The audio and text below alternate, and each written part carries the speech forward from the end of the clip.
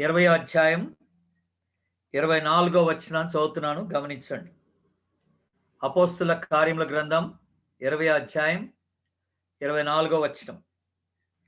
అయితే దేవుని కృపా సువార్తను గూర్చి సాక్ష్యం ఇచ్చుట యందు నా పరుగును నేను ప్రభువైన యేసు వలన పొందిన పరిచర్యను తుదముట్టింపవలనని నా ప్రాణమును నాకెంత మాత్రమును ప్రియమైనదిగా ఎంచుకొనట లేదు.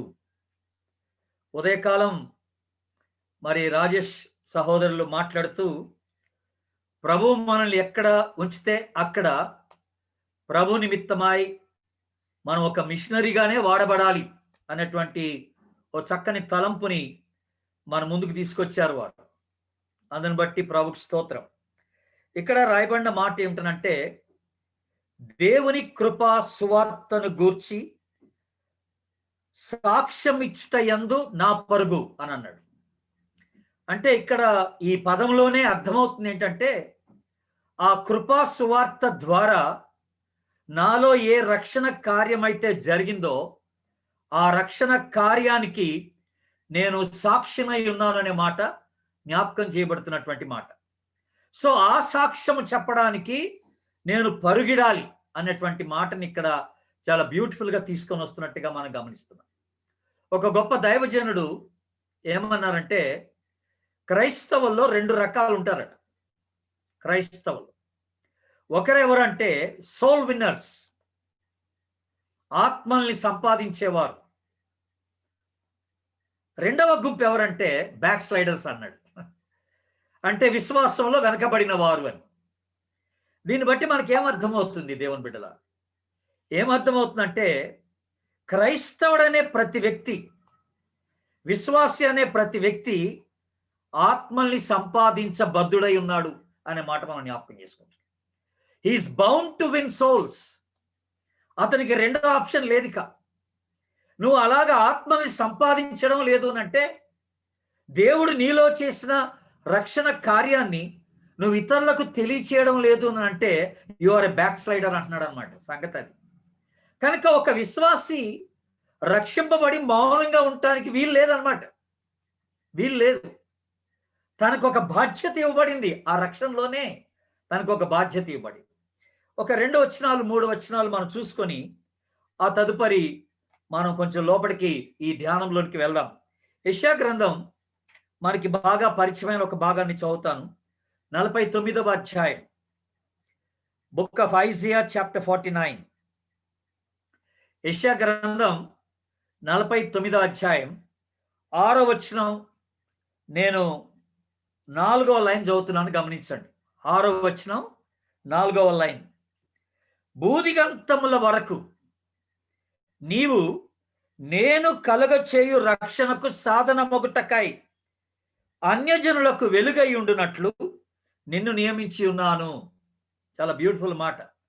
రక్షణకు సాధనమొగుటకై you need to be a channel of blessing for salvation. ప్రభు అంటున్న మాట, దేవుడు నీ కలగజేసిన రక్షణకు నువ్వు సాధనం కావాలన్నాడు. అంటే అర్థం ఏంటంటే, ఈ రక్షణ నలుగురికి అందడానికి నీవే ఒక మీడియాగా ఉండాలని ప్రభు మాట్లాడుతున్నాడు.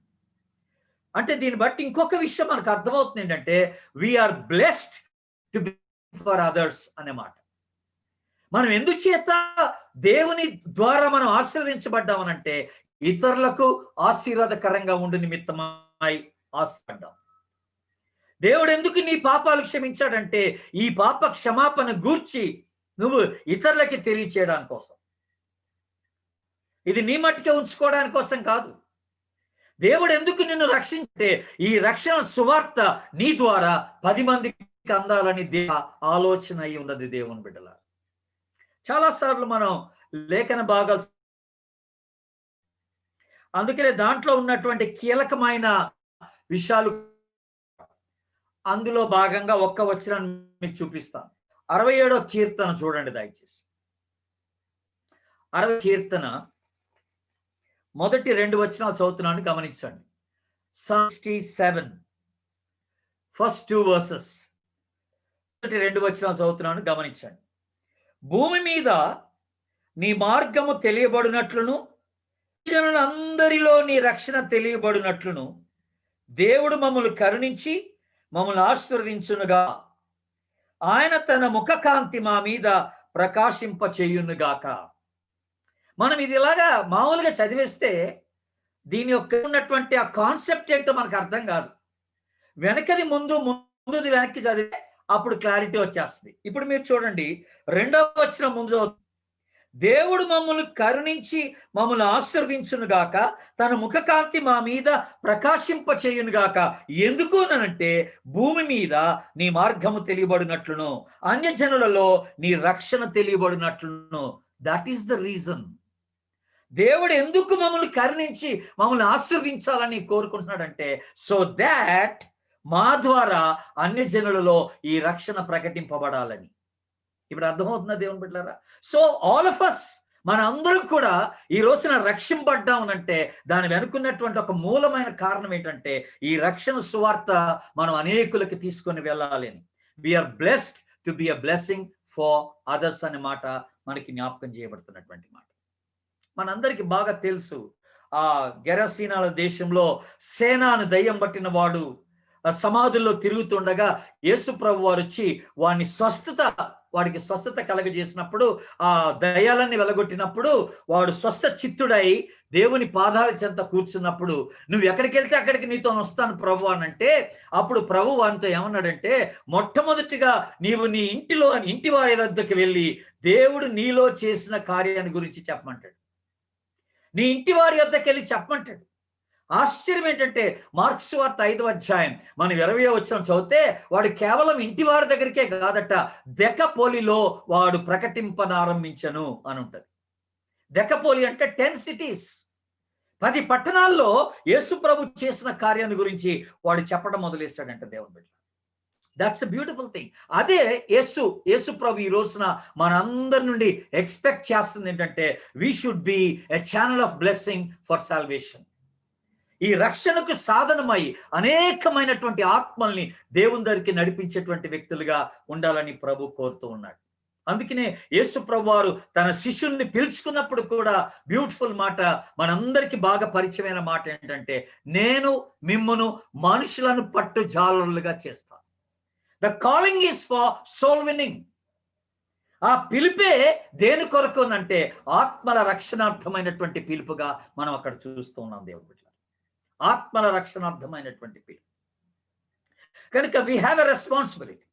ఇప్పుడు నేను ఎక్కడికి వస్తానంటే ఈ రాత్రి వేళ ఈ దేవుని చేత వాడబట్టడానికి ఇష్టపడే వ్యక్తి ఎలా ఉండాలి అనే దాని గురించి మాట్లాడుతున్నాను ఈ రాత్రి. ఒక 4 విషయాలు చెప్తాను ఈ రాత్రి. నేను దేవుని చేత వాడబట్టడానికి ఇష్టపడుతున్నాను, దేవుని కొరకు నేను ఆత్మను సంపాదించడానికి ఇష్టపడుతున్నాను, నేను అలా అనుకున్నవాడు ఆ సమర్పణ చేసుకున్న వ్యక్తి ఎలా ఉండాలి, ఆయన క్వాలిటీస్ ఏంటి అనేటువంటి విషయాలు కొన్ని ఈ రాత్రి వేళ నేను మీతో మాట్లాడాలని నేను ప్రేరేపించబడుతున్నాను. ఒకవేళ నా టాక్ అంతా అయిపోయిన తర్వాత మీకు ఏదైనా ప్రశ్నలు ఉంటే కూడా you are welcome to ask later on. యేసు ప్రభు కూడా ఆయన కూడా ఒక సోల్ విన్నరే. నశించిన దానిని వెతికి రక్షించడానికి మనిషి కుమారుడు వచ్చినట. He came as a soul winner. David Livingstone చక్కని మాట అన్నాడు, God has only one son and he sent him as a missionary to this earth అని అన్నాడు ఆయన. దేవునికి ఒకే ఒక్క కుమారుడు ఉన్నాడు, ఆ ఒక్క కుమారుణ్ణి మిషనరీగా ఈ భూమి మీదకి పంపించాడు. సో యేసు ప్రభు వచ్చింది ఈ భూమి మీదకి ఆత్మల సంపాదన కొరకే వచ్చినట్టుగా మనం చూస్తాం. And he calls people for the same work. ఆయన కూడా ప్రజల్ని పిలుస్తున్నప్పుడు అదే పని నిమిత్తమై తన కొరకు వాడబట్టడానికి ఆయన పిలుస్తున్నట్టుగా మనం చూస్తూ ఉన్నాం దేవుని బిడ్డ. What a beautiful privilege it is for all of us. మనందరికీ ఎంత గొప్ప భాగ్యం ఇది దేవుని బిడ్డల.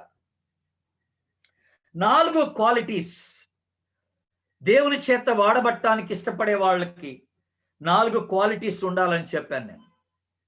ఆ 4 క్వాలిటీస్ ఏంటో నేను మీకు జ్ఞాపకం చేస్తాను. దాంట్లో మొట్టమొదటిది, దేవుడు ఎలాంటి వ్యక్తుల కొరకు చూస్తున్నాడంటే those who are available to God.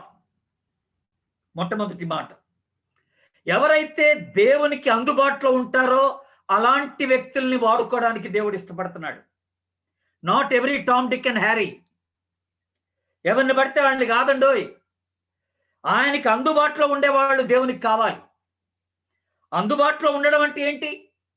నీకు ఇష్టం ఉన్నప్పుడు రావడం కాదు, నీకు ఇష్టం ఉన్న పని చేయడం కాదు, నీకు ఇష్టమైన సమయంలో నువ్వు చేస్తానని ముందుకొచ్చే వ్యక్తులు కాదు. దేవుడు రమ్మన్నప్పుడు వచ్చేవాళ్ళు, ప్రభు పిలిచినప్పుడు స్పందించేటువంటి వ్యక్తులు, ఎప్పుడంటే అప్పుడు ఆయన కొరకై అందుబాటులో ఉండేటువంటి వాళ్ళు, వాళ్ళ కొరకై ప్రభు చూస్తూ ఉన్నాడు. Are you available in season and out of season? మన అందరికి తెలిసిన మాటే తిమోతి పత్రికలో. సమయమునందును అసమయమునందును. అలాగే ఎప్పుడు పిలిస్తే అప్పుడే, నేను అందుబాటులో ఉన్నప్పుడే ప్రభు నన్ను వాడుకోగలడు. అందుకనే మనకు బెస్ట్ ఎగ్జాంపుల్ ఇచ్చాడు ప్రభు మత్తయి సువార్త 20వ అధ్యాయంలో. ఒక యజమానుడట పనివారి కొరకు తెల్లవారుజామున బయలుదేరి వెళ్ళాడట. వెళ్ళినప్పుడు తెల్లవారుజామున 6 గంటలకు ఆ టైంలో కొంతమంది దొరికారు పనివారు, వారిని తీసుకొచ్చుకున్నాడు. మళ్ళీ 9 గంటలకు వెళ్తే మళ్ళీ కొంతమంది పనివారు వెయిట్ చేస్తున్నారు, వాళ్ళని పట్టుకొచ్చుకున్నాడు. మళ్ళీ 12 గంటలకు వెళ్తే మళ్ళీ కొంతమంది వెయిట్ చేస్తున్నారు, వాళ్ళని తీసుకొచ్చాడు. 3 గంటలకి, ఆ తదుపరి ఈవెన్ 5 గంటలకు కూడాను, 6 గంటలకల్లా పని ముగించబడుతుంది. ఆ 1 గంట కొరకు కూడా పని ఏమన్నా దొరుకుద్దేమోనని వెయిట్ చేస్తున్న పనివారిని ఆ యజమానుడు తీసుకొని వచ్చి వాడుకున్నాడట దేవుడు. ఎవరిని వాడుకున్నాడంటే వెయిట్ చేసే వాళ్ళని, అందుబాటులో ఉన్న వాళ్ళని, పని కొరకు సిద్ధంగా ఉన్న వారిని. అలాంటి వారిని ప్రభు వాడుకోవడానికి ఇష్టపడుతున్నాడు. మనం ఈరోజు చాలా మంది క్రైస్తవుల్ని మనం గమనిస్తూ ఉంటే, some people are available only after retirement. వాళ్ళు ఏమంటారంటే, మేము రిటైర్ అయిన తర్వాత ప్రభు సేవ చేస్తామండి అంటారు. And some are available only in vacation time. కేవలం సెలవుల్లోనే మేము ప్రభు కోసం వాడబడతాం అనే వాళ్ళు కొంతమంది ఉంటారు. మిగతా విషయాల్లో మమ్మల్ని పిలవద్దండి అని అంటారు.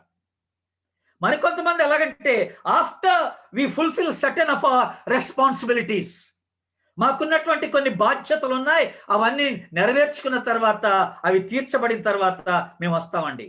మా పిల్లలకి పెళ్లిళ్ళు చేయాలి, మేము ఇండ్లు కట్టుకోవాలి, ఇంకా ఆ పని ఈ పని అని చెప్పి అవన్నీ సంపూర్తి అయిన తర్వాత we are free, then we will come and serve God అని అంటారు. అప్పుడు వచ్చి మేము దేవునికి సేవ చేస్తామంటారు. No no no no no, నువ్వు అప్పుడు వచ్చి చేసేది ఏం లేదు. It may be too late by then. నువ్వు ఆలోచిస్తున్న కొలది అనేకులు ప్రభు నెరగకుండా చనిపోయేటువంటి వారు చాలా మంది ఉన్నారు. 1 నిమిషానికే 55 మంది మన భారతదేశంలో చనిపోతున్నారట. మరి అందులో రక్షణ లేని వారు ఎంతమందో. నిజంగా యేసు ప్రభు యొక్క కార్యం నీలో గొప్పగా జరిగి ఉంటే నువ్వు ఆగలేవు. ఇదిగో నేనున్నాను ప్రభువా, నన్ను పంపమంటావు, అంతే. నన్ను వాడుకో ప్రభు అంటావు, ఐఎమ్ అవైలబుల్ అన్నటువంటి మాట నీ నోటి నుంచి వచ్చేస్తుంది అనమాట, ఆటోమేటిక్గా వచ్చేస్తుంది. దేవుడు నిన్ను వాడుకోవడానికి కొంతమంది ఏమంటారంటే చాలా సాకులు చెప్పేస్తారు. అవైలబిలిటీని పక్కన పెట్టేసి వాళ్ళు ఏమంటారంటే, నేను మాట్లాడలేనండి, నాకు ధైర్యం లేదండి, 10 మంది ముందు నిలబడలేనండి, నాకంత ఆరోగ్యం లేదండి, నాకంత బలం లేదండి, నాకంత జ్ఞానం లేదండి. ఇలాంటి సాకులు ఎన్నో చెప్పేస్తారు వాడబట్టడానికి వచ్చే లోపల. ప్రభు ఈ రోజున ఆశిస్తుంది, నీలో చూస్తుంది ఏంటంటే, నీ యొక్క ఆధిక్యతలు కాదు, నీ క్వాలిఫికేషన్స్ కాదు, నీ ఎబిలిటీస్ కాదు, నీకున్నటువంటి సామర్థ్యతలు దేవుడు చూడలేదండి. Only your availability, not your ability. నీ ఎబిలిటీస్ కాదు ప్రభుకు కావాల్సింది, యువర్ అవైలబిలిటీ. నీకున్న సామర్థ్యతల గురించి ఆలోచన చేయబాక, ఇది లేదు అది లేదండి. నిన్ను పిలిచిన వాడు నమ్మదగిన వాడు గనుక నువ్వు ఆయనకు అందుబాటులో ఉన్నప్పుడు నిన్ను ఎలాగ వాడుకోవాలో ఆయనకు బాగా తెలుసు, నిన్ను ఎలాగ బలపరచాలో ఆయనకు బాగా తెలుసు. అందుకనే అందరూ సిగ్గు తెచ్చుకునేటట్టుగా, అందరూ పాట నేర్చుకునేటట్టుగా, ఎవరు తప్పించుకోవడానికి వీల్లేదు అన్నట్టుగా పౌలు గారు కొరింథీ సంఘానికి రాస్తూ బ్యూటిఫుల్ మాట, 1 కొరింథీ పత్రిక 1వ అధ్యాయం, ఇది కూడా మనకు బాగా తెలుసు, 26, 27 వచనాల్లో ఆయన పిలుపుని గురించిన విషయం మాట్లాడుతూ, జ్ఞానుల్ని పిలవలేదట, బలమైన వారిని పిలవలేదట, బలవంతుల్ని పిలవలేదు, ఎన్నికైన వారిని పిలవలేదట. జ్ఞానుల్ని సిగ్గుపరచడానికి దేవుడు వెర్రి వారిని ఏర్పరచుకున్నాడు, బలవంతుల్ని సిగ్గుపరచడానికి బలహీనులను ఏర్పరచుకున్నాడు. అలాగే ఎన్నికైన వారిని సిగ్గుపరచడానికి దేవుడట ఎన్నిక లేని వారిని, తృణీకరించబడిన వారిని తాను పిలుచుకున్నట్టుగా చూస్తున్నాం. దేవునికి స్తోత్రం. అంటే అర్థం ఏంటండి? ఈ పిలుపులో ఎక్కడ కూడా వర్దినెస్ అనేది కనపట్లేదు. ఆ యొక్క యోగ్యత అనేది లేదు ఎవరికి. కేవలం అందుబాటులో ఉన్నవారు దేవుని చేత వాడబడగలరనే మాట మనం జ్ఞాపకం చేసుకుంటున్నాం. దేవుని బిడ్డ అందుబాటులో ఉండేవారు. అందుకనే ఈ రోజున చాలా అర్జెన్సీ ఉంది. ఆత్మని సంపాదించాల్సినటువంటి విషయంలో చాలా అర్జెన్సీ ఒకటి ఉందని మనం జ్ఞాపకం చేసుకుంటున్నాం. దేవుని బిడ్డ మనం ఆలోచిస్తే కుదరదు. అందుకనే యూదా పత్రిక 23వ వచనంలో అంటాడు, అగ్నిలో నుండి లాగినట్టుగా కొందరిని లాగమంటున్నాడు. టక్కని లాగాల. మంట మండుతున్నప్పుడు, ఇల్లు కాలిపోతున్నప్పుడు ఎలాగ మనం ప్రజల్ని రక్షిస్తామో అలాగా ఎంత త్వరగా, ఎంత అర్జెంటుగా ఆత్మలు సంపాదిస్తే అంత మంచిదని ప్రభు జ్ఞాపకం చేస్తున్నాడు. So the very first thing the lord is expecting, ప్రభు ఎలాంటి వారి కొరకు ఆయన చూస్తున్నాడంటే వాడుకోవడానికి వాళ్ళు అందుబాటులో ఉన్నటువంటి వ్యక్తులు అయి ఉండాలి. పీపుల్ హూ ఆర్ అవైలబుల్ అనే మాట మనం జ్ఞాపకం చేసుకుంటాం. రెండోది వెరీ ఇంపార్టెంట్ క్వాలిటీ, ఇంకొకటి లక్షణం, దేవుడు ఎక్స్పెక్ట్ చేసే లక్షణం ఏంటంటే those who are not ashamed, సిగ్గుపడనటువంటి వారు. సిగ్గుపడనటువంటి వారిని ప్రభు వాడుకోవడానికి ఇష్టపడుతున్నాడు ఆయన కొరకు. అందుకనే పౌలు కూడా బ్యూటిఫుల్ మాట అన్నాడండి. రోమిలకు రాసిన పత్రిక 1వ అధ్యాయం 16వ వచనం చూస్తే, సువార్తను గూర్చి నేను సిగ్గుపడవాడను కాను, అది ప్రతి మనిషిని రక్షించడానికి శక్తి కలిగినటువంటి సువార్త అన్నాడు ఆయన. అలాంటి సువార్తని చెప్పడానికి నాకు సిగ్గు అనేది లేదన్నాడు. నేను సిగ్గుపడేవాడిని కాదన్నాడు.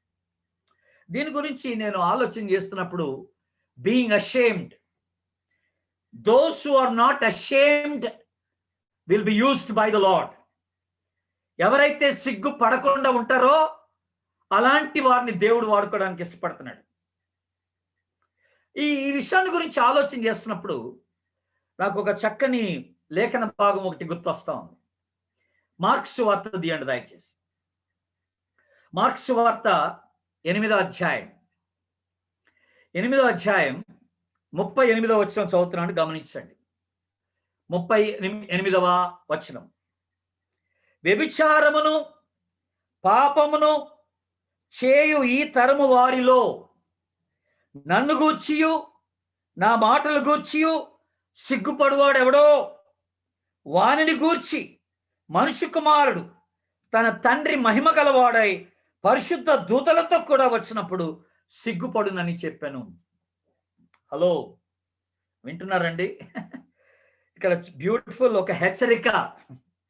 వ్యభిచారమును పాపమును చేయు ఈ తరము వారిలో నన్ను గూర్చి సిగ్గుపడువాడెవడో అని అంటున్నాడు. అసలు ఈ కంపారిజన్ చూసారా మీరు? దీంట్లో ఉన్నటువంటి అసలు మూలమైన అర్థం ఏంటో గమనించారా? భావం గమనించారా? వ్యభిచారమును పాపమును చేయు తరం అని అన్నాడు. అంటే అర్థం ఏంటంటే, ఇప్పుడు మనం లోకమంతా గమనిస్తుంటే ప్రస్తుతానికి లోకం ఉన్న పరిస్థితి ఎలాగుందంటే, పాపం విస్తరిస్తూ ఉంది. విచ్చలవిడిగా పాపానికి అప్పగించుకుంటున్నారు ప్రజలు.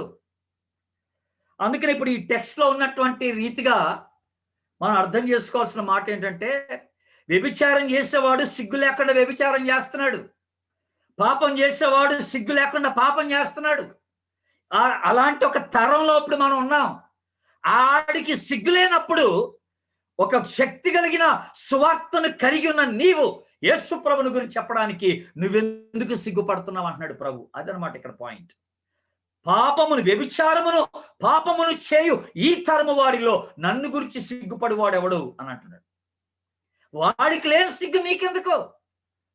వాడు దేని గురించి సిగ్గుపడాలో వాడు సిగ్గుపడకుండా వాడు ఆ చెడ్డ కార్యాలు చేసుకుంటే, పాపపు కార్యాలు చేసుకుంటే వెళ్ళగలిగినప్పుడు, నీ దగ్గర ఒక సంతోషకరమైన శుభవర్తమానం నీ చేతిలో ఉన్నప్పుడు, రక్షణ సువార్త నీ దగ్గర ఉన్నప్పుడు, దాని విషయమై నువ్వెందుకు సిగ్గుపడాల్సినటువంటి అవసరం ఉందని చెప్పండి.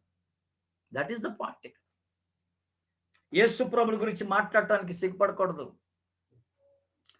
Are we sharing? ప్రభుని గురించి మనం అనేకులతో మనం మాట్లాడుతున్నామా? మనం పనిచేసే స్థలాల్లో, మన కొలీగ్స్తో, మన క్లాస్మేట్స్తో, కాలేజ్లో, మన అపార్ట్మెంట్స్లో ఉన్నవారితో, నువ్వు బస్సులో ప్రయాణం చేస్తున్నప్పుడు, నువ్వు ట్రైన్లో ప్రయాణం చేస్తున్నప్పుడు, నువ్వు ఆటోలో ఉన్నప్పుడు, నువ్వు సూపర్ మార్కెట్కి వెళ్ళినప్పుడు, నువ్వు ఎవరెవరినైతే కలుస్తున్నావో ఆ కలిసిన కొన్ని నిమిషాల్లో ఎక్కడో ఒక దగ్గర నీ సాక్ష్యాన్ని వాళ్ళకి చెప్పడం జరుగుతుందని అడుగుతున్నాను. యేసు ప్రభుని గురించి మాట్లాడటానికి నువ్వు నోరు తెరవడానికి నువ్వు ఇష్టపడుతున్నావా లేక సిగ్గుపడుతున్నావా అని అడుగుతున్నాను నేను. Very important. ఒక యవనస్తుడు, పేదోడు, ఐస్ క్రీమ్ అమ్ముకుంటూ బతికేవాడు. ఐస్ క్రీమ్ చిన్న బండి ఉంటుంది కదండి, ఆ బండిలో అన్ని ఐస్ క్రీమ్స్ ఉంటాయి. ఆ బండి నెట్టుకుంటా ఐస్ క్రీమ్ అమ్మేవాడట. ఆ యవనస్తుడు ఒక రోజు ఎక్కడో ఒక కూడికి వెళ్ళి అక్కడ సువార్త విని ప్రభువుని అంగీకరిస్తాడు దేవుని మహాకృపలో. ఆ ప్రభువుని అంగీకరించిన తర్వాత ఆ కుర్రోళ్ళలో ఎక్కలేని ఆసక్తి వచ్చేసింది ప్రభువు గురించి చెప్పాలని. ఈ రక్షణ సువార్త, యేసు ప్రభు గురించిన వార్త అందరికీ ప్రకటించాలనేటువంటి ఒక భారం తనలో పెరిగింది. మరి ఇటేమో ఐస్ క్రీమ్ అమ్ముకునే పని ఒకటి ఉంది రోజు. అది అమ్ముకుంటేనే కానీ మరి ఇంట్లో కుటుంబం వెళ్ళదు. మరి ఏం చేయాలా? అప్పుడు చిన్న ఆలోచన చేశాడు ప్రార్థన చేసుకొని. ఐస్ క్రీమ్ అమ్ముకుంటా సువార్త చెప్దాం అనుకున్నాడు. అనుకొని ఏం చేశాడంటే ఇక ఐస్ క్రీమ్ బండి తీసుకొని వెనిలా ఐస్ క్రీమ్ యేసు ప్రభు లోకరక్షకుడు అనేవాడు. బటర్ స్కాచ్ ఐస్ క్రీమ్ యేసు ప్రభు నీ పాపాలు క్షమిస్తాడు అనేవాడు. చాక్లెట్ ఐస్ క్రీమ్ యేసు ప్రభుని అంగీకరించండి మీకు నిత్య జీవం కలుగుతుంది అనేవాడట. ఇలాగా ఐస్ క్రీమ్ అమ్ముకుంటా ఆడ బజార్లో ఒక్కొక్కసారి ఐస్ క్రీమ్ పేరు చెప్పినప్పుడల్లా యేసు ప్రభుని గురించి ఒక మాట చెప్పేవాడట. యేసు ప్రభు గురించి ఒక మాట చెప్పేవాడట. ఇలాగా ఈ యేసు ప్రభు గురించి చెప్తా ఐస్ క్రీమ్ అమ్ముకుంటా ఉంటే రోజు వీడిని చూసిన వారు నవ్వుకోవడం మొదలెట్టారు. అయినా వీడు సిగ్గుపడలే. వీడిని చూసి నవ్వుతా ఉన్నారు. The way he was selling things, selling the ice cream. The way he was shouting about Jesus Christ and also about ice cream. ఈ రెండు కలగలిపి యేసు ప్రభు గురించి చెప్తా ఉంటే ప్రజలందరూ నవ్వుకుంటా ఉంటే, ఎగతాళి చేస్తూ ఉంటే వీడు అసలు ఏమాత్రం కూడా సిగ్గుపడకుండా ఆ పని చేయడం మొదలెట్టాడు. ఒక రోజు ఏం చేశాడంటే వాళ్ళందరూ నవ్వుతూ వీడు వెర్రోడ్రా అని అంటా ఉంటే ఒక రోజు ఏం చేస్తాడంటే మళ్ళీ అదే ఐస్ క్రీమ్ బండి తీసుకొని వచ్చి అదే పని చేస్తా ఉంటే ప్రజలందరూ వీడిని చూసినప్పుడు ఒక విషయాన్ని చూసి ఆశ్చర్యపోయారట. అదేమిట్రా అంటే ఆ రోజట వీడి మెడలో ఒక బోర్డు వేసుకున్నాడట. ఒక బోర్డు తగిలించుకున్నాడట. ఆ బోర్డు మీద రాస్తుంది ఏమిటనంటే I'm a fool for Jesus అని రాసుకున్నాడట. నేను యేసు నిమిత్తమై వెర్రివాడను అని రాసుకున్నాడట. ఎందుకంటే వాళ్ళందరూ రోజు వీడు వెర్రివాడు అన్నారు కదా, కనుక వీడే రాసేసుకున్నాడు ఆ బోర్డు. నేను యేసు నిమిత్తమై వెర్రివాడను అని బోర్డు రాసి పెట్టుకున్నాడు. అందరి ఆ బోర్డు చూసి ఇంకా నవ్వడం మొదలెట్టారు. అయితే ఆడు ఇలాగా దారిలో నడుచుకుంటూ అలాగే ప్రజల్ని దాటి వెళ్ళిపోతా ఉంటే వాళ్ళు ఇంకొక విషయం గమనించినారంట. అదేమిటనంటే వాడి వీపు మీద కూడా ఇంకొక బోర్డు ఉందట. ఇదేమో ముందున్న బోర్డు, వెనకాల వీపు మీద కూడా ఇంకొక బోర్డు పెట్టుకున్నాడట. ఈ ముందున్న బోర్డులోనేమో నేను యేసు క్రీస్తు కొరకు వెర్రివాడనని రాసి పెట్టుకున్నాడట. ఆ వెనుకున్న బోర్డు మీద ఏం రాశాడట, అది వెనక చూసే వాళ్ళందరి కొరకు అనమాట. ఆ బోర్డు ఏమని రాశాడట, నీవు ఎవరి వెర్రివాడు అని రాశాడట.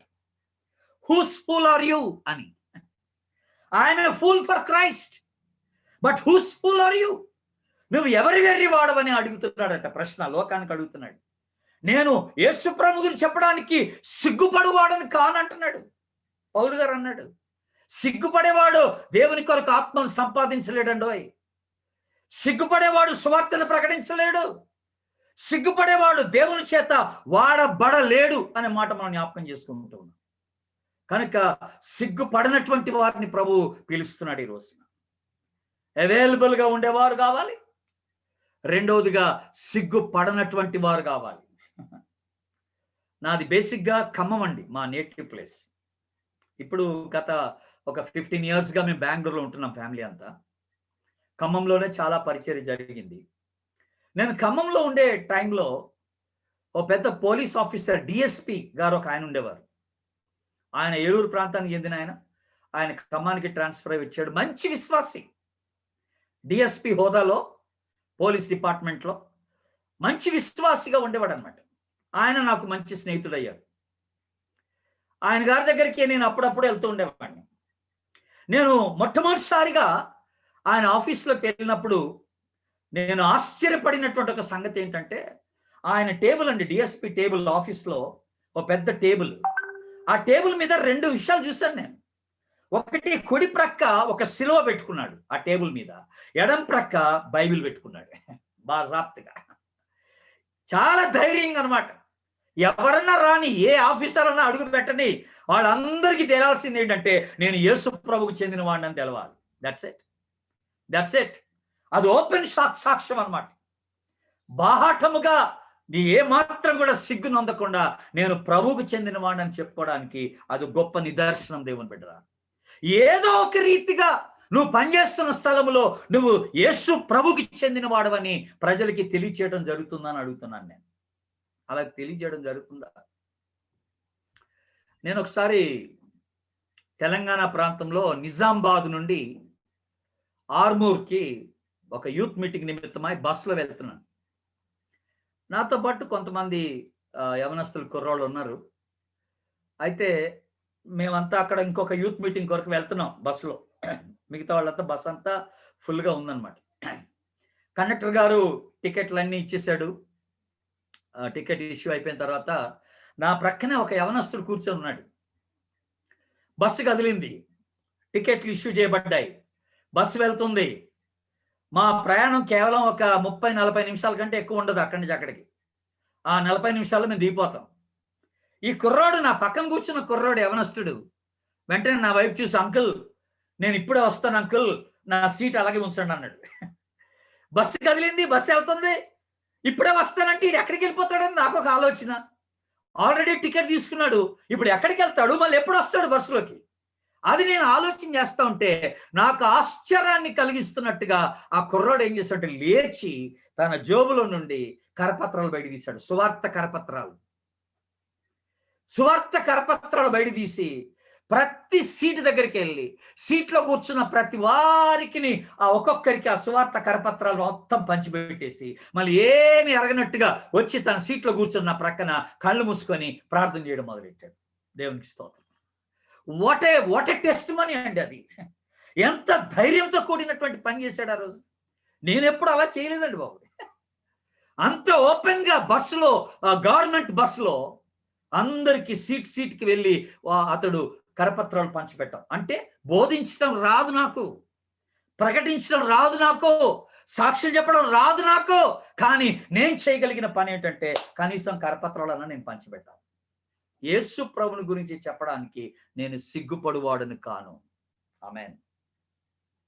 దేవుని బిడ్డ, ఈ రాత్రి నీకు అలాంటి ఒక ఆలోచన ఉంటే, నేను ప్రభు కోసము ఏ అవమానమైనా ఎదుర్కోవడానికి నేను ఇష్టపడుతున్నాను, ఆయన నిమిత్తమై సాక్షిగా ఉండటానికి ఇష్టపడుతున్నాను నువ్వు చెప్పగలిగితే ప్రభు బలంగా నేను బలంగా వాడుకుంటాడు. సో ప్రభు ఎలాంటి వ్యక్తుల కొరకు చూస్తున్నాడు అన్నాను. మొట్టమొదటిగా దోస్ హు ఆర్ అవైలబుల్. రెండోదిగా those who are not ashamed. మొదటిగా అందుబాటులో ఉండేవారు, రెండవదిగా సిగ్గుపడనటువంటి వారు. ప్రభు నిమిత్తమై సిగ్గుపడకూడదు. ఈ లోకంలో ప్రభు కోసం పనిచేయడానికి ఇష్టపడాలి. మూడవది ఇంకొక వెరీ వెరీ ఇంపార్టెంట్ లక్షణం ఒకటి ఉందండి. అదేంటంటే those who are willing to go anywhere where God sends them. దేవుడు ఎక్కడికి పంపిస్తే అక్కడికి వెళ్ళడానికి ఇష్టపడే వాళ్ళు కావాలి.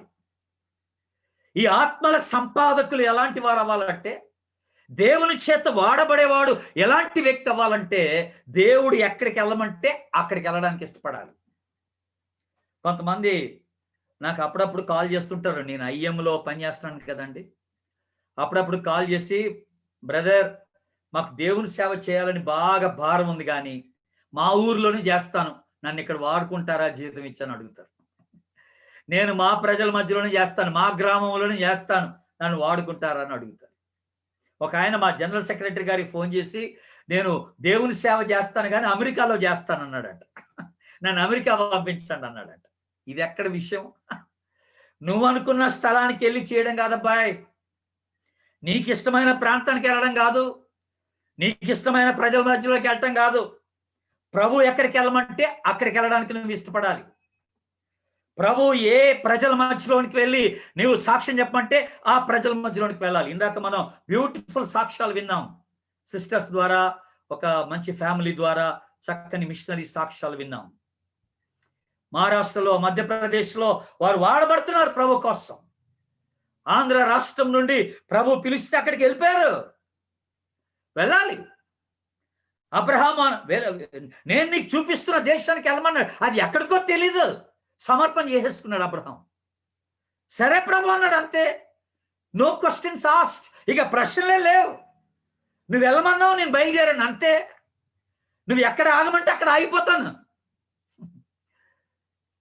సిటీ స్టడ్, ఇంగ్లాండ్ దేశానికి చెందినవాడు, యవనస్తుడు, మంచి క్రికెట్ ప్లేయర్, టెస్ట్ ప్లేయర్. ఎన్నో మిలియన్స్ ఆఫ్ పౌండ్స్ అతడు సంపాదిస్తున్నాడు క్రికెట్ ఆట ద్వారా. ఒక రోజున ప్రభు పట్టుకున్నాడు. ప్రభుకి తన జీవితాన్ని సమర్పించుకున్నాడు. సేవ చేయడానికి సమర్పణ చేసుకున్నాడు. ఎప్పుడైతే సేవ చేయడానికి యవనస్తుడు సమర్పించుకున్నాడో ప్రభు అన్నాడు, ఇప్పుడు నువ్వు చైనాకి వెళ్ళమన్నాడు. సిటీ స్టడ్ దేవుని యొక్క ఆజ్ఞను పురస్కరించుకొని చైనాకి వెళ్ళిపోయాడు, ఇంగ్లాండ్ నుండి. అక్కడ 10 సంవత్సరాలు చైనా దేశంలో వాడబడ్డాడండి. ఆలోచన చేయండి ఒకసారి. 10 సంవత్సరాలు పనిచేశాడు చైనాలో. 10 సంవత్సరాలు పనిచేసిన తర్వాత ప్రభు అన్నాడు, ఇక చాలు, నువ్వు ఇప్పుడు భారతదేశానికి వెళ్ళమన్నాడు. ఆ 10 సంవత్సరాల పరిచర్య అలాగ వదిలేశాడు. ఎవరికి అప్పచెప్పేశాడు? స్థానికులకి. భారతదేశం వచ్చేసాడు. ఎందుకంటే ప్రభు పిలిచాడు. నాకు ఇష్టం ఉంటాం కాదు, ప్రభు ఎక్కడికి వెళ్ళమంటే అక్కడికి వెళ్ళాలి. నేను భారతదేశానికి వచ్చి ఇక్కడ 6 సంవత్సరాలు పనిచేశాడు. ఇక్కడ 6 సంవత్సరాలు పనిచేసిన ప్రభు అన్నాడు, ఇక చాలు, నువ్వు ఆఫ్రికాకి వెళ్ళమన్నాడు. మళ్ళీ 6 సంవత్సరాలు పరిచయం తర్వాత ఆఫ్రికాకి వెళ్ళిపోయాడు. అక్కడ 18 సంవత్సరాలు పనిచేసి అక్కడ ప్రాణం పెట్టాడు ప్రభు కోసం. వాట్ ఏ కమిట్మెంట్ అండి అది. ప్రభు ఐఎమ్ అవైలబుల్ అన్నవాడు ఏంటి? నేను అందుబాటులో ఉన్నానంటే అర్థం ఏంటంటే నువ్వు ఎక్కడికి వెళ్ళమంటే అక్కడికి వెళ్ళిపోతానని చెప్పడం అన్నమాట. ఏ ప్రజల మధ్య కంటే అక్కడికే, ఏ స్థలానికంటే అక్కడికే. నాకు కంఫర్టబుల్ గా ఉండే స్థలం కాదండి బాబు. ఈరోజు చాలా మంది క్రైస్తవులు సేవ చేయడానికి ఇష్టపడుతున్నారు, కానీ వాళ్ళ కంఫర్ట్ జోన్స్ వదులుకోవడానికి ఇష్టపడలేదు. ఆ సుఖపరమైన పరిధులు దాటి బయటికి రావడానికి ఇష్టపడలేదు. మాకు హాస్పిటల్ దగ్గరగా ఉంది, స్కూల్ దగ్గరగా ఉంది, చర్చ్ దగ్గరగా ఉంది, మార్కెట్ దగ్గరగా ఉంది, బస్ స్టాండ్ దగ్గరగా ఉంది, ఆటోల దగ్గరగా దొరుకుతున్నాయి. అన్ని మంచి అనుకూలతలు కలిగినటువంటి ప్లేస్ కనుక బాబోయ్, ఇక్కడి నుంచి మేము ఇంకెక్కడికి వెళ్తామండి అంటున్నాను. We cannot go. All comforts are here. Comfort zones. ఇందాక మనం విన్న సాక్ష్యంలో కూడా మరి అన్ని ఫెసిలిటీస్ లేవు, అక్కడ వసతులు లేవు. కానీ ప్రభు వెళ్ళమన్నాడు కనుక మనం వెళ్ళడానికి ఇష్టపడుతున్నాం. Are you ready to go anywhere where the Lord wants you? Adoniram Judson దేవుడు వెళ్ళమంటే బర్మాకి వెళ్ళిపోయాడు. ఈరోజు బర్మాలో క్రైస్తవులు ఉన్నారంటే దానికి కారణం ఎవరంటే అదోనీరామ్ జడ్సన్. ఈరోజు బర్మాలో ప్రజలు బైబిల్ వాళ్ళ భాషలో, బర్మీస్ భాషలో బైబిల్ చదువుకుంటున్నారంటే దానికి కారణం ఎవరంటే అదోనీరామ్ జడ్సన్. ఆయన వెళ్ళకుండా ఆగి ఉంటే, అంత దూరమా నేను వెళ్ళలేను ప్రభు అనుంటే ఆ ప్రజలకి సువార్త అందేది కాదు. వాళ్ళ చేతిలో వాళ్ళ భాషలో బైబిల్ ఉండేది కూడా కాదు. దేవుని బిడ్డల, మేరీ స్లెస్సర్, యంగ్ గర్ల్, నరమాంస భక్షకుల మధ్యలోకి వెళ్ళిపోయింది. క్యానిబాల్స్. బైబిల్ అందజేయడానికి, సువార్త చెప్పడానికి మైల్స్ నడిచింది ఆమె సువార్త చెప్పడానికి. దేవుని బిడ్డల, విలియం కేరీ భారతదేశానికి వచ్చాడు. అసలు భారతదేశం ఎలా ఉంటుందో కూడా ఆయనకు తెలీదు. ఆయన ప్రపంచ పటంలో అక్కడక్కడ భారతదేశం మీద ముఖ్యంగా జెండా పెట్టుకొని, ఆయన చిన్న ఫ్లాగ్ పెట్టుకొని ప్రార్థన చేయడం మొదలెట్టాడు. ప్రభు భారతదేశాన్ని గురించిన భారం విలియం కేరీలో పెట్టాడు. నేను భారతదేశానికి వెళ్ళిపోతాను అన్నాడు తన కమిటీలో, బ్యాప్టిస్ట్ కమిటీలో. నేను మిషనరీగా వెళ్తాను, అక్కడ సువార్త ప్రకటిస్తాను అంటే ఆ కమిటీ మెంబర్స్ అందరూ కొంత వాళ్ళు క్రిటికల్ గా చూసి ఆయన ఎగతాళి చేస్తూ, ఇంతకీ అక్కడికి వెళ్ళి ఏం చేస్తావయ్యా అని అన్నారు. నేను సువార్త చెప్తాను, అక్కడ నీ మాటలు ఎవడింటాడు? సర్లే, ఇంతకీ మమ్మల్ని ఏం చేయమంటే చెప్పమన్నారు. ఇంతకీ మమ్మల్ని ఏం చేయమంటే చెప్పమంటే ఓ బ్యూటిఫుల్ మాట చెప్పాడు వాళ్ళందరికీ. విలియం కేరీ గారు ఏమన్నారు తెలుసా అండి? విలియం కేరీ గారు, నేను భారతదేశం అనే బావిలో దిగుతున్నాను, ప్రార్థనని తాడుతో నన్ను పట్టుకోండి అన్నాడు. అంతే. దేవునికి స్తోత్రం. నేను భారతదేశం అనే బావిలో దిగుతున్నాను, ప్రార్థనని తాడుతో నన్ను పట్టుకోండి అన్నాడు. That's all I want. మీరు వెనుకుండి ప్రార్థన చేస్తే చాలు, నేను వెళ్ళిపోతాను అన్నాడు. ఈరోజు వెళ్ళడానికి ఇష్టపడే వాళ్ళు తక్కువ, వెళ్ళడానికి సిద్ధపడుతున్నప్పుడు వాళ్ళ వెనకాలండి ప్రార్థన చేసే వాళ్ళు కూడా తక్కువైపోయారు.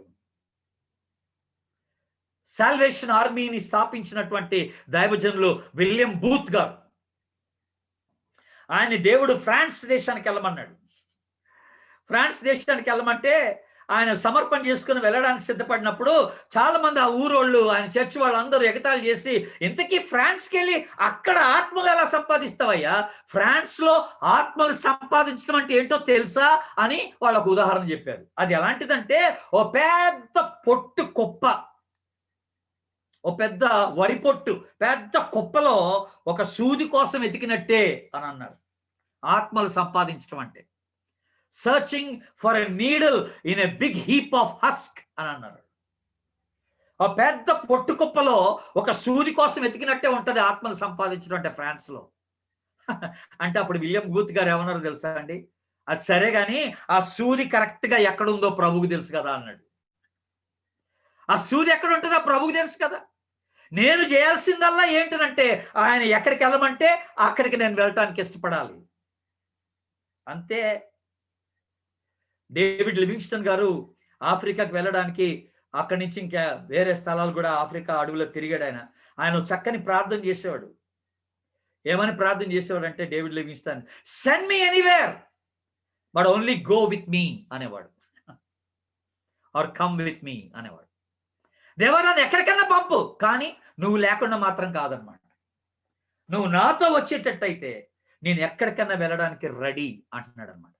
నేను ఎక్కడికైనా వెళ్ళడానికి రెడీ. ఈ రోజున ఎన్నో ఆదిమ జాతి గుంపులు ఒక్కసారి కూడా సువార్తను వినకుండా నశించిపోతున్నటువంటి జనాలు ఉన్నారు. చాలా మంది ఆదిమ జాతి ప్రజలు ఉంటున్నారు దేవుని బిడ్డలారా. సువార్త ఒక్కసారి కూడా వినటువంటి వారు. దేవుడు వెళ్ళమంటే వెళ్ళటానికి సిద్ధపడాలి. మనం ప్రభు కోసం వాడబట్టడానికి ఇష్టపడాలా. అందుబాటులో ఉండేవారి కోసం ప్రభు చూస్తున్నాడు. సిగ్గుపడకుండా ఉండేవారి కోసం ప్రభు చూస్తున్నాడు. ఎక్కడికంటే అక్కడికి వెళ్ళడానికి సిద్ధపడే వారి కోసం ప్రభు చూస్తున్నాడు ఈరోజు. Are you ready? అండ్ నాలుగోదిగా దేవుడు ఎలాంటి వ్యక్తుల కొరకు చూస్తున్నాడు ఈరోజు? Those who are willing to sacrifice. త్యాగం చేయడానికి ఇష్టపడేవారు కావాలి ప్రభుకి. ప్రభు యొక్క పరిచర్యలో త్యాగం ఉందండి.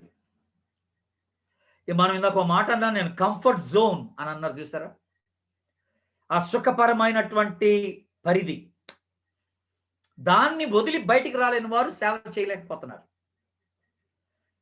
మరి ఎందుకు వదలలేకపోతున్నారంటే అక్కడే సాక్రిఫైస్ అనేది అక్కడే ఉంది. ఎవరైతే త్యాగం చేయడానికి ఇష్టపడతారో వాళ్ళు మాత్రమే ప్రభు చేత వాడబట్టడానికి వాళ్ళు సిద్ధంగా ఉన్నటువంటి వారు వాడబడగలరు అనే మాట మనం జ్ఞాపకం చేసుకుంటాం. మార్క్స్ వార్త 10వ అధ్యాయం, మార్క్స్ వార్త 10వ అధ్యాయం 28వ వచనంలో పేతురు చక్కని మాట అన్నాడు ప్రభుతో మాట్లాడుతూ. ఏమన్నాడు? మేము సమస్తమును విడిచిపెట్టి నిన్ను వెంబడించితమని ఆయనతో చెప్పాను. He was asking, he was telling God. Yesu ప్రభుతో చెప్తూ ఉన్నారు పేతురు, అయ్యా మేము అన్ని వదిలేసి వచ్చాం, మాకేంటి అని అన్నట్టుగా ఉంది ప్రశ్న ఇక్కడ. అందుకు యేసు ప్రభు దానికి ఒక రెస్పాన్స్ ఇచ్చారు. యేసు ప్రభు వారు 29వ వచనం, అందుకు యేసు ఇట్లనెను, నా నిమిత్తము స్వార్థ నిమిత్తము ఇంటినైనా, అన్నదమ్ముడనైనా, అక్కజల్లునైనా, తల్లిదండ్రులనైనా, పిల్లలనైనా, భూములనైనా విడిచిన వాడు, హలో, దట్ ఈస్ సాక్రిఫైస్. ఎవరినట? అవసరమైతే తల్లిదండ్రుల్ని, అన్నదమ్ముల్ని, అక్క చెల్లెల్ని వదులుకోవడానికి ఇష్టపడాలట. పిల్లల్ని కూడా అవసరమైతే వదులుకోవడానికి ఇష్టపడాల. You should have a heart of sacrifice, a mind of sacrifice. త్యాగం చేయడానికి ఇష్టపడే వ్యక్తిని ప్రభు వాడుకుంటాడు. తమిళనాడులో ఒక ఫ్యామిలీ ఉందండి, చాలా పేద కుటుంబం. వాళ్ళకి 2 అబ్బాయిలు, 1 అమ్మాయి. వాళ్ళు ఎంత పేదోళ్ళు అంటే వాళ్ళ అమ్మ నాన్న చేపలు కుట్టి, చేపలు అల్లి అమ్ముకొని బతికేవాళ్ళు. చేపలు చాలా కష్టంగా కుటుంబం సాగేది ఆర్థికంగా. అలాగా చేపలు అల్లి వాటిని అమ్ముకుంటూ పిల్లల్ని చదివించారు. ఈ పిల్లల్ని చదివించడంలో ఎలా చదివించారంటే, పెద్దోడిని ఎంతవరకు చదివించగలిగారంటే డిగ్రీ చేయించగలిగారు అంతే. ఇక రెండో వాడు ఇంటర్మీడియట్ ఫస్ట్ ఇయర్లో ఉన్నాడు, పాపేమో 10th క్లాస్లో ఉంది. అయితే డిగ్రీ అయిపోతుంది అనగా తల్లిదండ్రులకి చాలా సంతోషం వేసిపోయింది తమిళనాడు వాళ్ళు. ఇక మావాడు డిగ్రీ అయిపోయిన తర్వాత ఏదో ఒక ఉద్యోగం దొరుకుతుందిలేండి, ఎక్కడో దగ్గర టెంపరీగానో ఏదో ఒక ఉద్యోగం చూస్తాము, వాడు కాస్త కుటుంబానికి చేదోడు వాదోడుగా ఉంటాడు అని వాళ్ళు ఎక్స్పెక్ట్ చేశారు. ఆ టైంలోనే ఈ పెద్దోడు ఏం చేశాడంటే, ఎక్కడో దగ్గర కూడికకి వెళ్ళి, ఎక్కడో దగ్గర మీటింగ్కి వెళ్ళి అక్కడ ప్రభుని అంగీకరించాడు. ప్రభుని అంగీకరించడం మాత్రంగా సేవకు సమర్పించుకున్నాడు. నేను దేవుని సేవ చేస్తాను అంటున్నాడు. మళ్ళీ ఎలాంటి మీటింగ్కి వెళ్ళాడంటే ఐఎం కూడికకే వెళ్ళాడు, మా సంస్థకు చెందిన కూడిక. అక్కడ ప్రభుకి తన జీవితాన్ని సమర్పించుకొని నేను ఒక ఐఎం మిషనరీగా వెళ్ళిపోతానని ఒక సమర్పణ చేసుకున్నాడు దేవుని సన్నిధిలో. ఇంటికి వెళ్ళి వాళ్ళ నాన్నకి చెప్పాడు, నాన్న నాకు దేవుడు నాతో మాట్లాడాడు, నేను సమర్పణ చేసుకున్నాను, ప్రభు సేవ చేయడానికి ఇష్టపడుతున్నాను, నేను వెళ్ళిపోతున్నాను అన్నాడు. వాళ్ళ నాన్నకి గుండాగినంత పని అయిందండి. ఇక వీడే బ్రెడ్ విన్నర్ అనుకున్నారు. నెక్స్ట్ వీడి ద్వారా కాస్త కుటుంబం పోషింపబడుతుంది, కాస్త నిలదొక్కుంటామని అనుకుంటే వీడేమో ప్రభుకు సమర్పించుకొని నేను సేవకి వెళ్ళిపోతాను, నేను సేవ చేస్తానని మాట్లాడతాడు. వాళ్ళ నాన్న ఎంతో మంది ద్వారా చెప్పించాడు కానీ కుదరలే. దైవజనులు చాలా మంది తనతో మాట్లాడారు, అబ్బాయితో మాట్లాడారు, కుర్రోడితో. ఆ కుర్రోడ్లో బలమైనటువంటి సమర్పణ, బలమైనటువంటి ఆ పిలుపు ఉన్నట్టుగా వాళ్ళు గ్రహించారు. వాళ్ళ నాన్నకి చెప్పారు, తప్పదయ్యా, మీ కుమారుడు సేవకి వెళ్ళిపోవాల్సిందే, ప్రభు చూసుకుంటాడు, మీ గురించి ప్రభు చూసుకుంటాడు. తనకు కూడా భయం వేసింది. ఈ టైంలో ప్రభు నన్ను పిలుస్తున్నాడు, మా అమ్మ సంగతి, మా నాన్న సంగతి, మా చెల్లెల సంగతి, మా తమ్ముడి సంగతి ఎలాగా అని భయపడుతూ దేవుని సేవకు సమర్పించుకొని అయ్యంలో చేరాడు. అయ్యంలోకి వచ్చిన తర్వాత కోయా ప్రాంతంలో పనిచేశాడు. ఆ తర్వాత హిమాచల్ ప్రదేశ్లోకి వెళ్ళిపోయాడు. అక్కడ దేవుని చేత బలంగా వాడబడ్డాడు దేవుని బిడ్డ. ఈ లోపల ఏం జరిగిందంటే, ఆశ్చర్యకరంగా దేవుడు ఆ రెండో కుమారునికి మిలిటరీలో ఒక అవకాశం దేవుడు ఇచ్చాడు. ఆ మూడో కుమార్తెకి ఒక మంచి టైలరింగ్ కోర్సు ముగించుకొని ఆమె సెటిల్ అవ్వడానికి దేవుడు కృప చూపించాడు. ఆమె పెళ్లి కూడా చేశాడు దేవుడు. కుటుంబం అంతా సెట్ అయిపోయింది. అసలు మనోడు ఊహించని విధానంలో దేవుడు ఆ కుటుంబాన్ని సెట్ చేసి పెట్టేశాడు. అవసరం వచ్చినప్పుడు నువ్వు త్యాగం చేయడానికి ఇష్టపడాలి. అది తల్లిదండ్రులైనా పిల్లలైనా సరే, నువ్వు త్యాగం చేయడానికి ఇష్టపడ్డప్పుడే దేవుని చేత వాడబడగలవని ప్రభు జ్ఞాపకం చేస్తాడు. ఈ రోజున మీరు మహారాష్ట్రకి వెళ్ళండి, అక్కడ మాకు పరిచర్య ఉంది. కొర్కు జాతి ప్రజల మధ్య, కుక్నా జాతి ప్రజల మధ్య మేము పనిచేస్తున్నాం ఐఎం ద్వారా. అక్కడ చికల్దర అనే ఒక ప్రాంతం ఉందండి. ఆ ప్రాంతానికి మీరు వెళ్ళండి. ఆ ప్రాంతానికి వెళ్ళిన ప్రతి ఒక్కరూ అక్కడ ఉన్నటువంటి ఆ సమాధుల దొడ్డి చూడకుండా రాకూడదు. గ్రేవ్ యార్డ్, డెఫినెట్ గా సమాధుల దొడ్డిని దర్శించాలి. కారణం ఏంటో తెలుసా అండి? ఆ సమాధుల దొడ్డిలో ఉన్నటువంటి సమాధులన్నీ ఎవరివి అంటే, ఆ ప్రాంతానికి వేరే వేరే దేశాల నుండి, అలాగే మన దేశం నుండి కూడా వెళ్ళినటువంటి మిషనరీస్ యొక్క సమాధులు. అక్కడికి వెళ్ళి సేవ చేసి ఫలితాలు చూడకపోయినా అక్కడ ప్రాణం పెట్టినటువంటి మిషనరీల యొక్క సమాధులు ఎక్కువగా ఉన్నాయి. ఆ దినాల్లో ఏమని చెప్పేవారో తెలుసా అండి? విశ్వాసుల సంఖ్య కన్నా మిషనరీల సమాధుల సంఖ్య ఎక్కువట. అక్కడ అంతగా త్యాగం చేశారు మిషనరీస్. వేరే వేరే దేశాల నుంచి వచ్చి అక్కడ పరిచయం చేసి, వేరే వేరే సంస్థల నుండి వచ్చి అక్కడ పరిచయం చేసి ప్రాణం పెట్టినటువంటి మిషనరీస్ వాళ్ళు. త్యాగం. మరి ఏమైంది? వాళ్ళ పరిచర్య అంతా వేస్ట్ అయిపోయిందా? No, never. వేస్ట్ కాలే. ఆ త్యాగం వ్యర్థంగా పోలే. ప్రభు అన్నాడు, గోధుమ గింజ భూమిలో పడి చావకుండిన ఎడల అది ఒంటిగా ఉండును, అది చచ్చిన ఎడల బహుగా ఫలించును. ఆ రీతిగానే ఆ ప్రజలు ప్రాణం పెట్టిన తర్వాత అద్భుతంగా సువార్త కొరకు మహారాష్ట్ర చికల్దర ప్రాంతంలో సువార్త కొరకు ద్వారాలు తెరవబడ్డాయి. ఈ రోజున అనేకమైనటువంటి ఆరాధన గుంపులు అక్కడ ఉన్నాయి. ప్రభుని ఆరాధించే ప్రజలు ఉన్నారు. దేవుని బిడ్డలారా, దేవునికి స్తోత్రం. త్యాగం అవసరం అండి, త్యాగం అవసరం.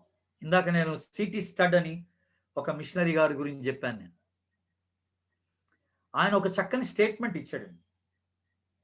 ఆ స్టేట్మెంట్ ఏంటంటే, if Jesus Christ is God and died for me, no sacrifice is greater for me to make for him అని అన్నాడు. మళ్ళీ ఒకసారి నేను ఇంగ్లీష్లో చెప్తాను, మళ్ళీ తెలుగులో చెప్తాను తర్వాత. If Jesus Christ is God and died for me, no sacrifice is greater for me to make for him అని అన్నాడు. యేసు క్రీస్తు నిజముగా దేవుడైతే ఆయన నా కొరకు చనిపోతే నేను చేసే ఏ త్యాగం కూడా ఆయన చేసిన దానికన్నా గొప్ప త్యాగం ఏమి కాదన్నాడు. వాట్ ఏ స్టేట్మెంట్ అండి. కనుక ఈ రోజున మనం ఏదో పెద్ద త్యాగం చేస్తున్నాం అని అనుకోవడానికి ఏం లేదు అక్కడ. యేసు ప్రభు చేసినటువంటి త్యాగానికి ముందు మంది ఎక్కడండి? మంది ఎక్కడ? ఆయన దేవునితో ఉండుట భాగ్యం అని ఎంచుకోలేదన్నాడు. దేవునితో సమానంగా ఉండుట భాగ్యం అని ఎంచుకోనలేదు, కానీ తను తాను రిక్తులుగా చేసుకొని ఆ యొక్క పరలోక భాగ్యాన్ని వదిలేశాడు. ఆయన ఆ కంఫర్ట్ అంతా వదిలేశాడు, ఆ గొప్ప ఆధిక్యతను వదిలేశాడు. ప్రభువు మన కోసం came as a human being from the utmost. ఒక దైవజనుడు ఏమన్నాడంటే, from the utmost to the guttermost అన్నాడు. ఆ ఉన్నతమైన స్థితి నుండి ఒక దరిద్రతలోనికి, దారిద్ర్యమైన పరిస్థితుల్లోనికి ఆయన రాగలిగాడు. మురికి గుంటలోనికి వచ్చినట్టుగా ఉంది. వాట్ ఏ సాక్రిఫైస్ యేసు ప్రభు మన కోసం చేశాడు. అంత త్యాగం చేసిన ప్రభు కొరకు మనం త్యాగం చేయడానికి ఇష్టపడిపోతే ఎలాగండి? So God is looking for those who are willing to make a sacrifice. ప్రభు నిమిత్తమై త్యాగం చేసే వారి కొరకు ప్రభు చూస్తున్నాడు.